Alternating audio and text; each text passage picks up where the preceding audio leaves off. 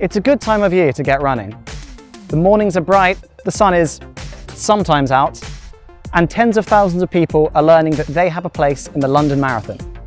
And, for the first time ever, I'm one of them. What have I done? I've done a fair amount of competitive running in the past, but I had quite major knee surgery about 9 months ago, and I've not run more than 10 kilometers in almost 10 years, so I was quite keen to get running as soon as possible. But there's just one teeny tiny problem. If you look for marathon training plans on the internet, then you'll struggle to find anything longer than 16 weeks. The longest I could find was for 20 weeks. Which is fine if you already have a good running base, but if you're coming from a more casual place or coming back from injury, then it can take months to build enough strength in your joints to handle a whole marathon. So, where do you start? Well, I do have a background in physiology and a run leader qualification, so I figured I'd sit down, hit Google Scholar, and try to unravel what makes a good training plan for your first marathon.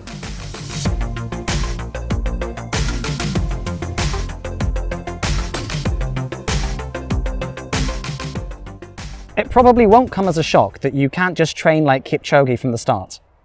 You might be able to slip on your running shoes and bang out 10 or 20k, but if your body's not used to it, then there's a good chance you're just going to give yourself shin splints. Even if you're physically fine, you might be too mentally drained to go from 0 to running 7 days a week. Instead, it's probably better to start by incorporating 2 to 3 runs a week into your schedule before gradually adding in other sessions. Personally, I've spent the last month slowly building up to 3 runs and 3 other sessions a week. And if you're watching this more than 20 weeks before your own first marathon, then I'd really recommend building up gradually as well, even if you think your body could take more. Speaking of which, a good training plan is designed to progressively overload your muscles and cardiovascular system in such a way that they adapt and become faster, stronger, or more efficient. This means that you can't keep running the same weekly parkrun and expect to continue getting fitter. You've got to mix it up by either dialing up the speed or the distance, or else your body's going to stop adapting.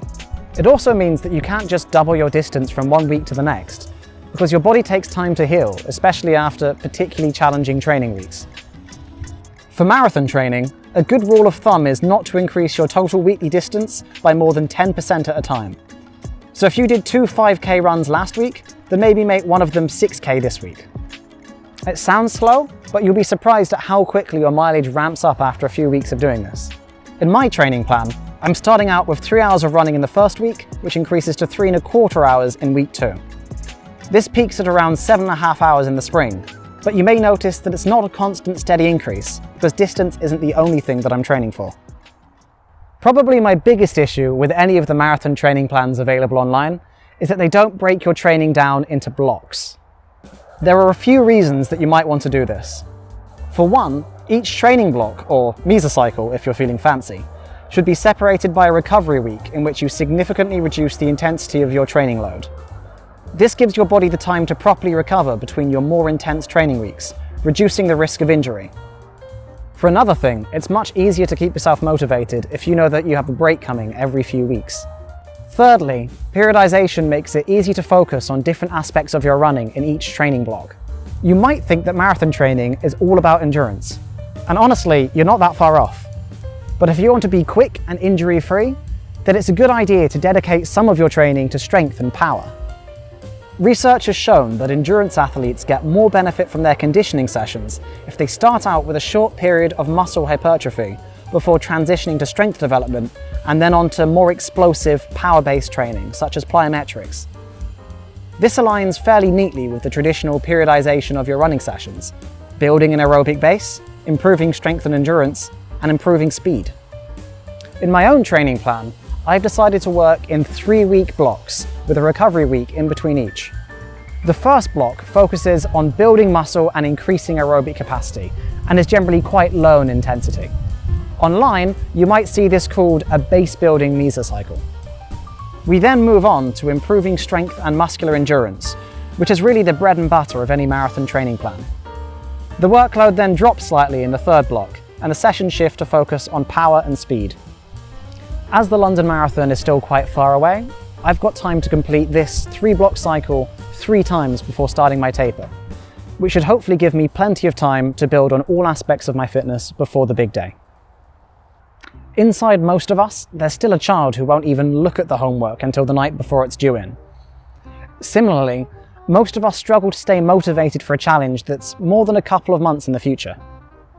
With that in mind, it's a good idea to decide on some other challenges you can work towards as you complete your marathon training.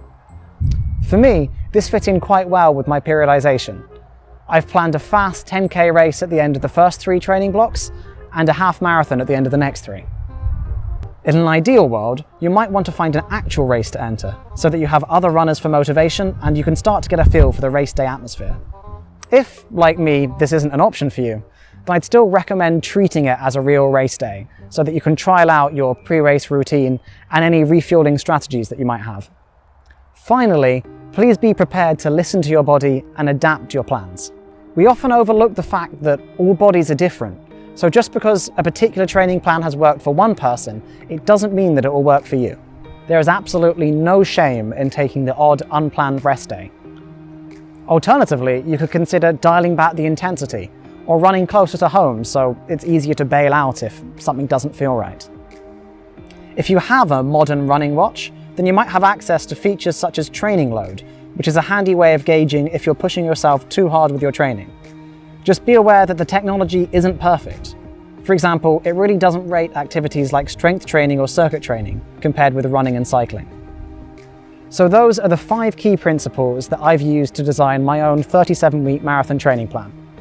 If you'd like to download my plan for free and adapt it for your own training, then you can find it on my fundraising page for Young Lives Against Cancer, which I will link down in the description below.